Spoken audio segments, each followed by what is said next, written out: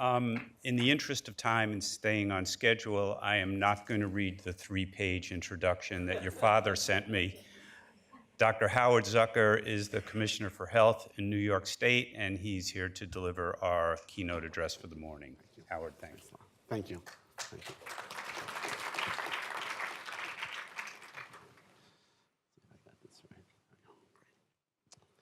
So it is a pleasure to be here today and to have an opportunity to speak with you as a little bit of a visionary talk about where medicine and science will be going in the future. There's a little picture. We'll have those kind of keens in the future. So the date is July 20th, 2069, and America is celebrating the centennial of Neil Armstrong's first moon landing. And the Red Sox and the Yankees are battling for first place yet again in midseason. And spectacular achievements in healthcare and delivery about urgent centers and pharmacies and telemedicine are taking place. But what will the world of medicine in the future look like? So join me on this journey through a lifespan. Join me on an amazing life story from the beginning of someone's life all the way to the end. Now, though you may think that this is a little science fiction, but as my title says, that science fiction can be integrated into science fact. And one of the things that all talks have is they always have disclaimers. So this is my disclaimer, actually Yogi Berra's, but I am a Yankee fan because I'm from the Bronx. So I have to support them. So let's begin our story. As we go on this trip, please remember that anything is possible, and those things may come sooner than we expect. Because for those of you who are old enough, you may remember a show called The Jetsons. And it was a 1962 show, and it took place in the year 2062. But the joke about this is that the creators, Hanna-Barbera, thought that this would be in 2062, but the moving sidewalks and the vacuum cleaners that move around your house and the flat screen TVs, we have them already. So what I'm about to tell you could happen. So our story begins with a preconception visit. It begins with a young couple, we'll call them Benjamin and Sadie, who want to avoid any genetic health conditions in their baby's lifetime. It's 2069. And although controversial, the burgeoning field of CRISPR is perfected. They discuss CRISPR with their molecular geneticist, one of a new health professional that everyone will see on a regular basis. So by directing changes in the embryo's DNA, Benjamin and Sadie can have their little girl or boy, choice they may be able to make, without truly deadly medical conditions. And I will note that in 2018, right now, germline engineering or changing the human genome is illegal. But as I said, this is the future. So could, in 2069, CRISPR eliminate cancer? In fact, there's some data that says that CRISPR has been used to eliminate hypertrophic cardiomyopathy in embryo. The landscape for healthcare and healthcare delivery will change, and the quality of life will change as well if it's improved as a result of genetic tinkering. And the need for and the role of hospitals will shift, and so will healthcare delivery. And we will say, who needs doctors, or what will be the role of doctors in the future? And will the knowledge change as well? What we know today may not be what it is.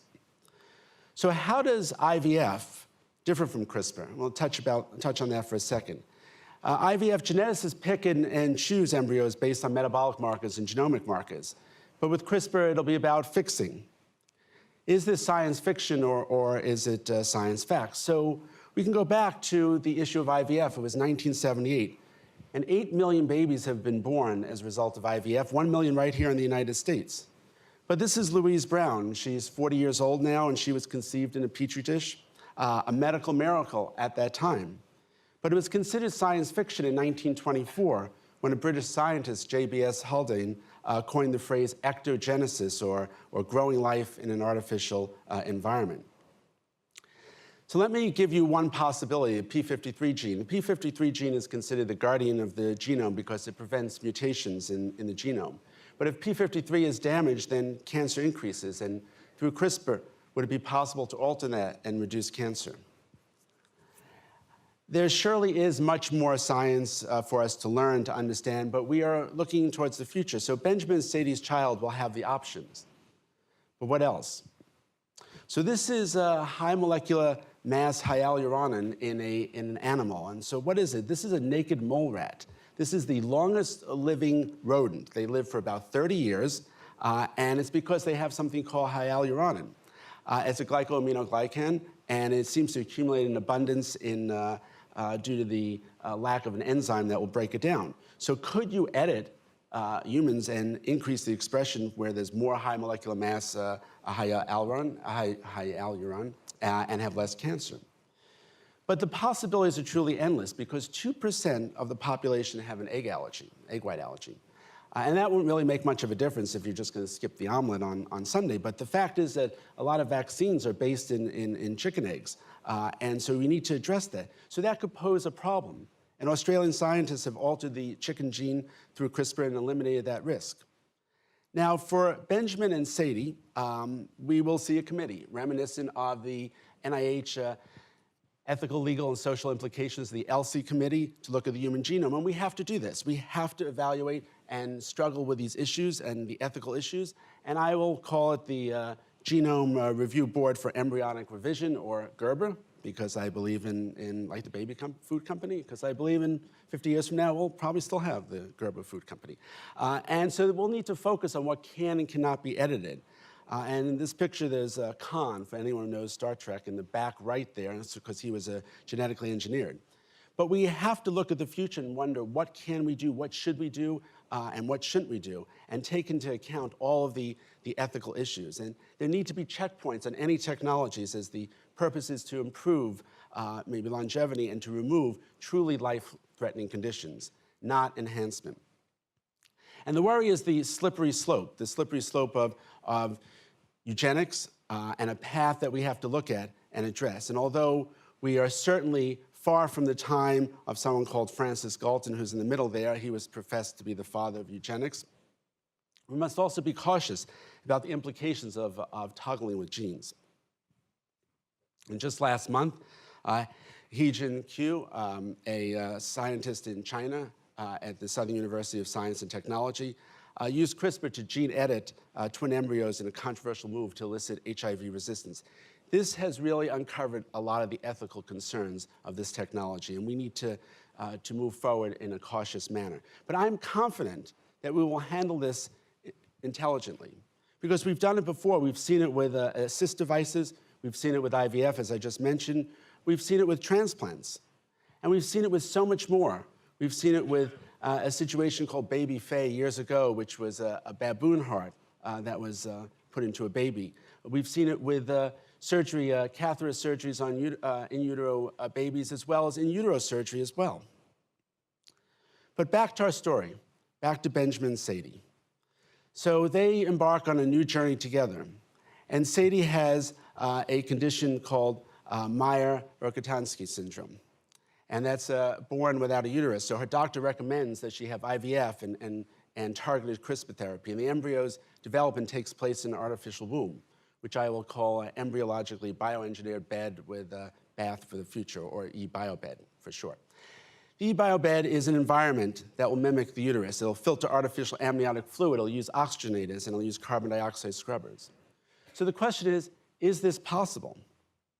And the answer is yes, this has been addressed. In fact, with the use of extracorporeal membrane oxygenators, ECMO, neonates are born with severe respiratory distress.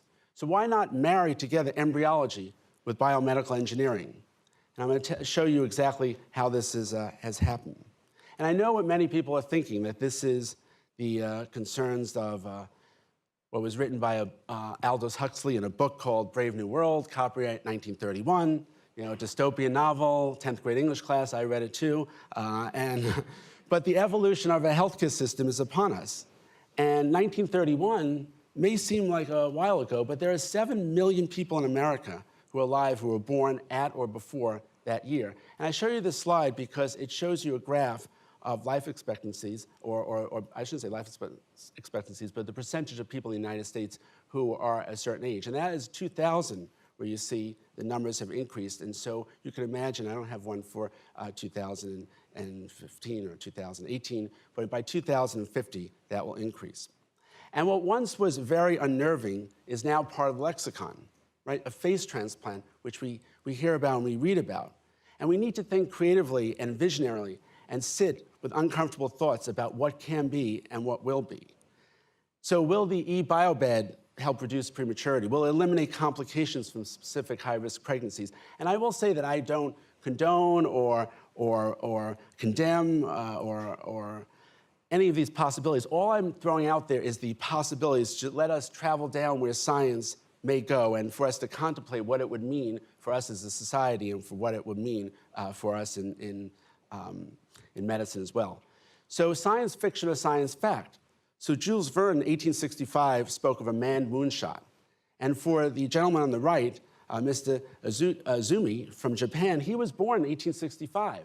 But he lived to see that science fiction become science fact because he was still alive in 1969 when that moon landing happened. And all great ideas do have small and humble beginnings. They often begin in a garage, and most are called crazy until they're not.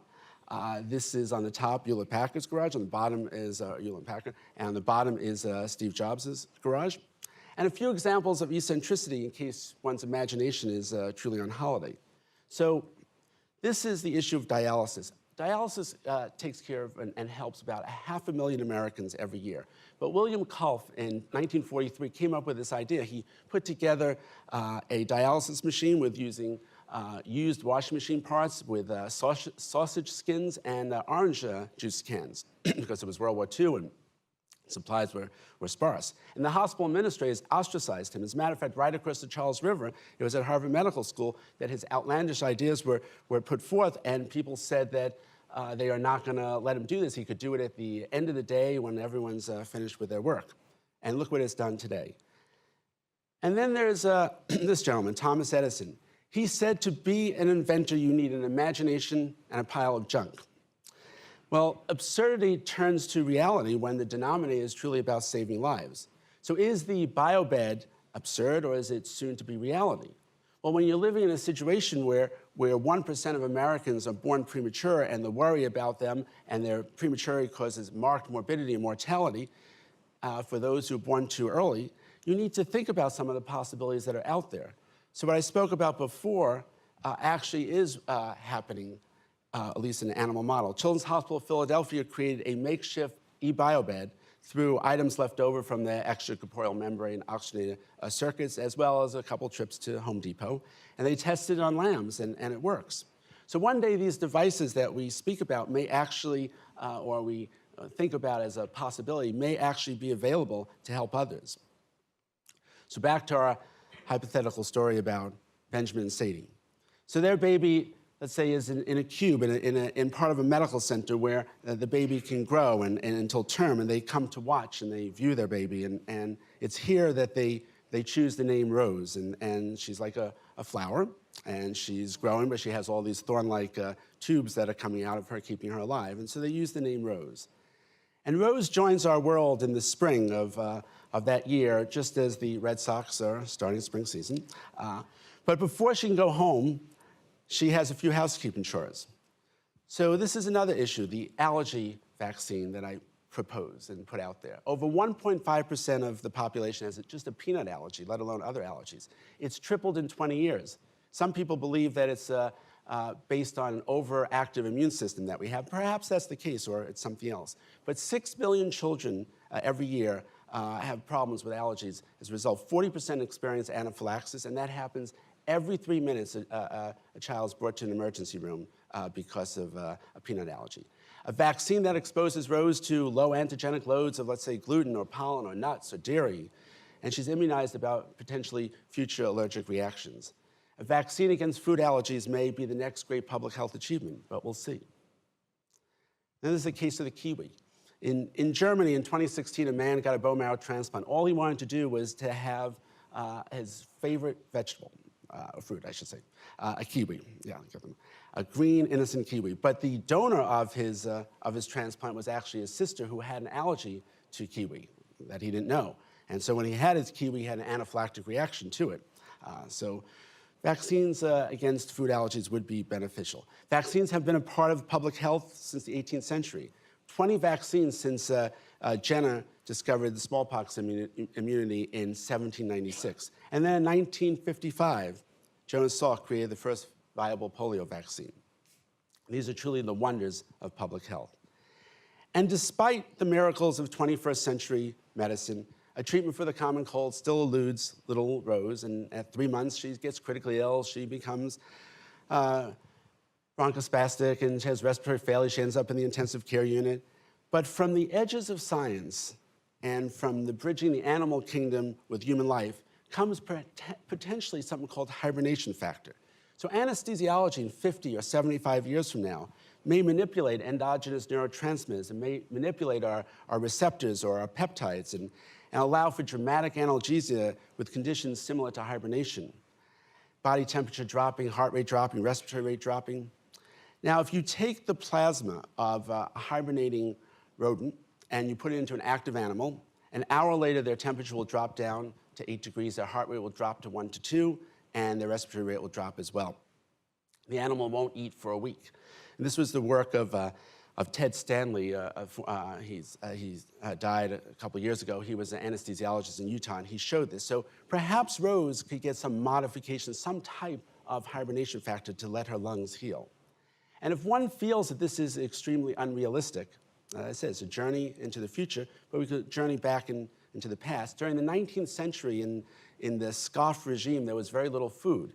And the Russian peasants actually practiced something called latska. And they would sleep the entire day. They would barely awaken. They would awaken for just a little bit for the whole winter. Every day, have some ale and a little bread, and they'd go back to sleep. And then when the winter was over, and the heart rates dropped, and the metabolic rates dropped as well. And a team in the Netherlands has been working on the whole concept of biomimicry to look at how nature can help humans and to move us forward as we tackle some of the problems. Studies with Buddhist monks have shown that the metabolism, they can drop the metabolism by 64% and looking at their EEG functions. So all of our health systems will need to recognize that such technologies may change what requires hospital admissions and what won't. But back to Rose, she recovers, she does well, and as with all children, they do well until something happens. So an ice skating party happens, and she fractures her humerus and requires stem cells to help repair her arm. And though we're still focused on human embryonic stem cells, the use of urine as a source of stem cells will provide the advantage of differentiating into endo, meso, and ectoderm without the risk of developing tumors, and that research is still going on. Disease-specific induced pluripotent stem cells have been studied from urine in humans, and it's been used in cardiology and rheumatology and orthopedics as well as endocrinology. The future of pluripotent stem cells is something that has great promise. And tissue engineering, pioneered right here at MIT by Bob Langer, has demonstrated the growth of blood vessels and tissue scaffolds, and other places are also working on this. Artificial bladders have been created. So Rose benefits from organs on a chip technology. And myocyte growth with stem cells after heart attacks or heart failure will be out there. So by 2069 afterwards, I see the capability of repairing damaged myocardium as a result of heart failure, helping tissue-engineered valves provide longevity in people's lives, making bypass surgery and replacements of valves and assist devices, and even transplantation less necessary and potentially obsolete. And surgery as we know it will change, and hospitals and their entire systems will have to adjust. And to manage the postoperative pain and discomfort and physical therapy that Rose has as a result of her injury, she'll get a permaderma tattoo, an ultra-thin, ultra-soft epidermal device that will conform to her skin. And through transdermal sensing and stimulation, will probably accelerate bone healing. So what once was frequent physical therapy and pain management is now replaced with home monitoring and portable care, allowing patients to return to work expeditiously. Continued electrical stimulation will also offer infusions to treat injury and remove the need for many healthcare providers. The human body, with trillions and trillions of cells, has a magnificent proclivity for micromanaging itself. But sometimes things do go wrong, and protein conformation goes awry, cells attack native tissue, and DNA creates missense mutations, and a cascade of other errors occur. But in the future, during Rose's adolescence, I see a potential and possibility that she could consent to an inferior vena cava biological sieve. Like many common filters, this biological filter will remove unwanted elements. It will be coated with enzymes that can sense blood irregularities and filter out abnormal cells, alert the person, basically part of our immune police force. And when the biological sieve detects a rogue cell that our own body doesn't pick up by our own natural processes, it'll tag it and be able to destroy it. And a revved up version of our own body's own response, a fail-safe system put into place. And these targeted cell kills will be logged and the data transmitted to Rose and to our primary care physician if she wants that. Now, this may sound very much like science fiction, but in 1969, the year of the Apollo 11 moon landing, Dr. Moby Uden created an IVC, inferior vena cava filter, just to prevent pulmonary emboli. So the biological sieve that I mentioned could be an early warning system, and the potential is out there. And just as this sieve would remove harmful cells, the medical world for Rose in the latter 21st century could potentially include a miniaturized therapeutic delivery system, a microfabricated reservoir releasing chemicals or pharmaceuticals or hormones, neurotransmitters, angiogenesis factors based on blood levels and be available for immediate use. And perhaps some kind of wand would be available to release the substances and be able to maintain plasma levels of these concentrations of these chemicals in our body. The MIT labs right here, Bob Langer and E.R. Edelman, have been looking at many issues of drug delivery, and they've been working on this for years, and the future is out there for more ways to identify how to provide drug delivery systems. Quick identification of what was physiologically needed will be released with Amazon efficiency and delivered systemically. And as they work on functional delivery systems today, I foresee the possibility of systems which will have biological feedback, the potential to monitor blood levels of a variety of chemicals, not just insulin, and adjust accordingly. I sort of say that we should say goodbye to the issues of noncompliance. You know, noncompliance is one of the major reasons people end up coming back to the hospital. The health system will be able to monitor patients through smartphones and other IT devices and to help people. Now, if one questions whether this is also unrealistic, I would say that one has to remember that Arnold Kadish in 1963 came up with the insulin pump. It was a backpack. And then Dean Kamen made it into a portable device in 1976. And similarly with the ventricular assist device, which in 1966 was put together by Michael DeBakey. And then in the 1980s, 1988, the first implantable left ventricular assist device was actually done again across the river at Boston Children's. So reality is very much whimsy plus imagination mixed in a pot of proven scientific theories. And this quote, and some funding. This quote actually, that's a little afterthought. This quote doesn't have a name attached to it because it's actually my own quote. That's how I see the future here. So who knows, that's my kid, who knows what ideas will come forward in the next 100 years. Delivery systems will not be limited to intravascular release, which runs the risk of systemic side effects. And right here in the Media Lab, miniaturized neural systems for chronic neural intracerebral drug deliveries will track and treat neurological conditions, so personalized medicine and biosensing technology, and here, thin cannulas. So how does Rose do as she navigates into adulthood? Well, a troubling day for her. Despite all of the preventive measures, we cannot foresee unpredictable events. And as I heard last night, we cannot protect our children from everything. We can protect our children from everything except themselves. So her self-driving car unfortunately malfunctions. She's in an accident. And yes, she seems to be accident-prone. But there are about 17,000 preventable trauma deaths a year due to hemorrhage and delay in getting a transfusion, 46 times a day. So Rose has significant bleeding, she has a fractured femur, and she requires an imminent transfusion, and via synthetic blood en route to the trauma center. A cell made of purified human hemoglobin with a synthetic polymer coating picks up oxygen, picks it up in the lungs and brings it to the tissues and delivers it. An artificial red blood cell is a powder called erythromer. It's been developed by a doctor at Washington University named actually Dr. Alan Doctor. So this is just one component of a whole blood, and it'll be there. We'll look at how to bioengineer platelets and fresh frozen plasma and other clotting factors. And for over 3 centuries, there has been curiosity about blood transfusions. Late 17th century Europe dabbled in the concept of transfusions, and it didn't work very well. And people even tried milk transfusions back then. But obviously, that didn't work either.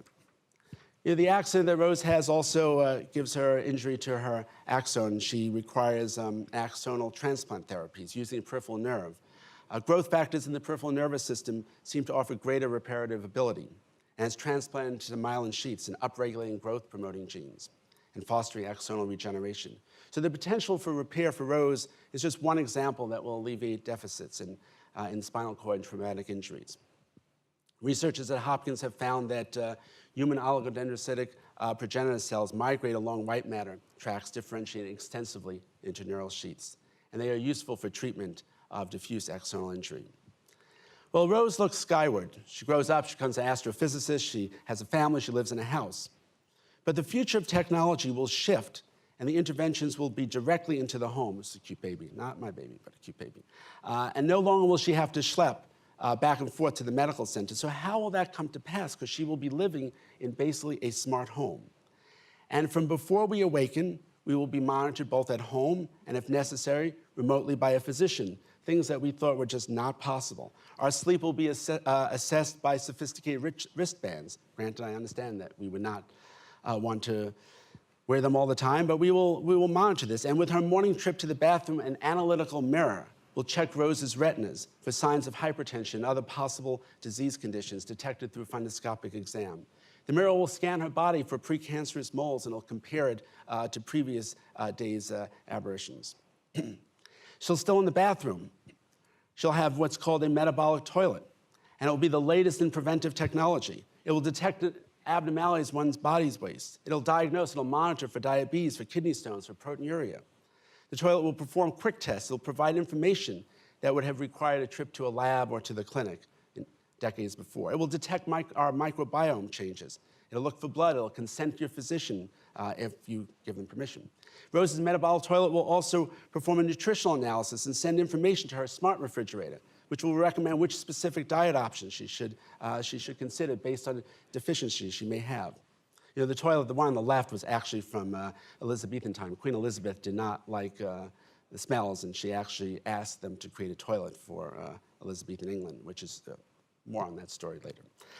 Complex data sets will allow for us to fix once unsolvable problems. The last century was all about finding a diagnosis. The first half of the 21st century is, or depending if we're looking back from the future, was about understanding why you got a disease and how to prevent it. And the second half of the century will be about understanding the triggers and the toxins, the endocrine disruptors, the inflammation, diet, sleep disturbances, and neurochemistries.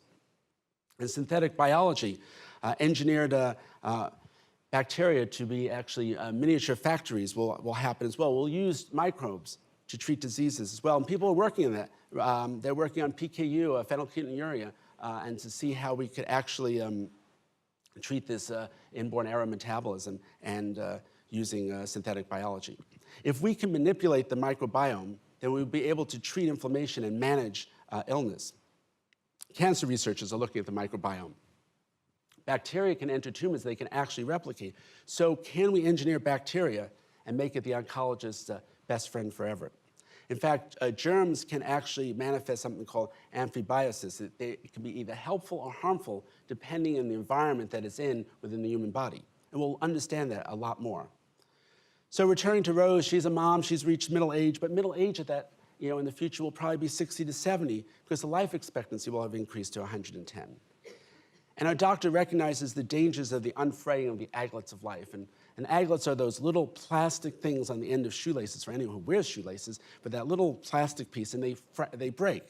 And telomeres are compared to the aglets because they are the 3' end of each strand of DNA.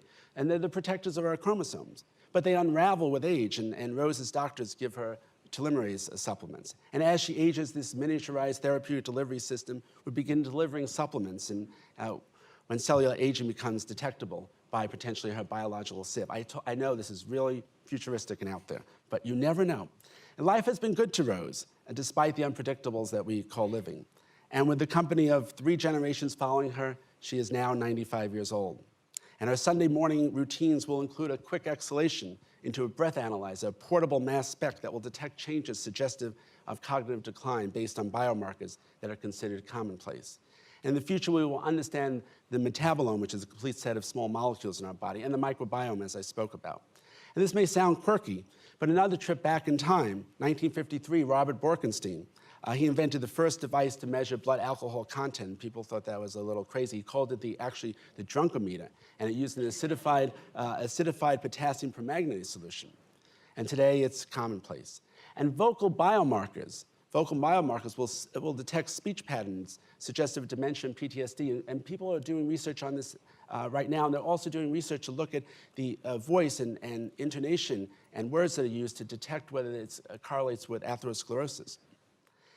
An interesting phenomenon will exist in nature. In fact, dogs have been able to detect many things, fatal compounds, patients who have cancer, and they sniff out cancer. Why? Because perhaps their nose is just that sensitive, and perhaps in the future, some kind of doggy nose, an artificial doggy nose, will be available to pick up things, and we'll be able to detect things ahead.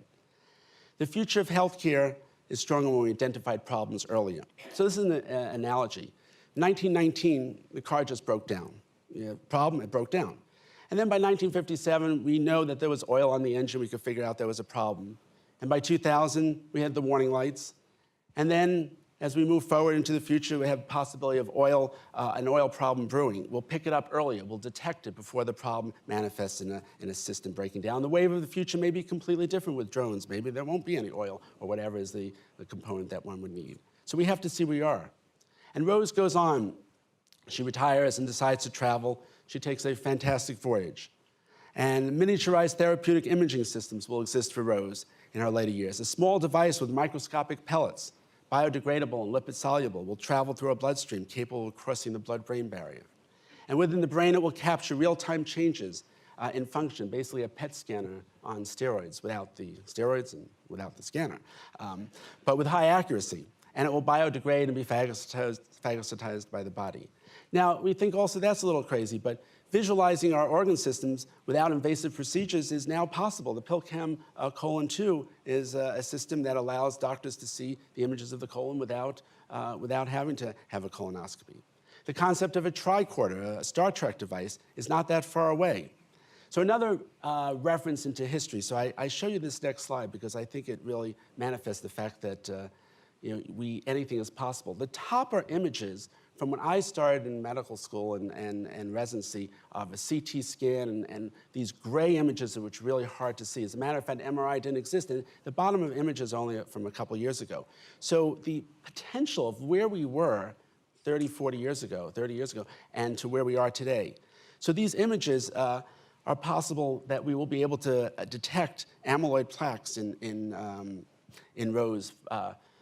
Rose's brain and what's going on, and whether there are new neurofibrillary tangles or the beginning of problems with Alzheimer's. And we'll be able to inject necessary medicines in to decrease her short-term memory losses and take care of her. And we'll understand Alzheimer's much more. And bone metabolism will break down, and we will be able to understand osteoporosis. We'll learn from space research a little bit about that. But to everything, there is a season. And old age arrives. And between her telomerase supplements and her proteolytic enzymes and her therapeutic delivery system and so much more, aging slows, but it doesn't stop because Mother Nature always wins against Father Time.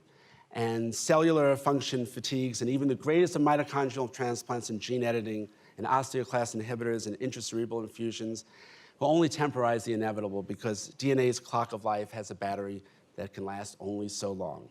So Rose lives a happy, long life, and she passes away at the age of 127 with her family of her children and grandchildren, great-great-grandchildren by her side, happy to have had the chance to celebrate the bicentennial of the Apollo 11 moon landing and to see her beloved Red Sox once again win another World Series.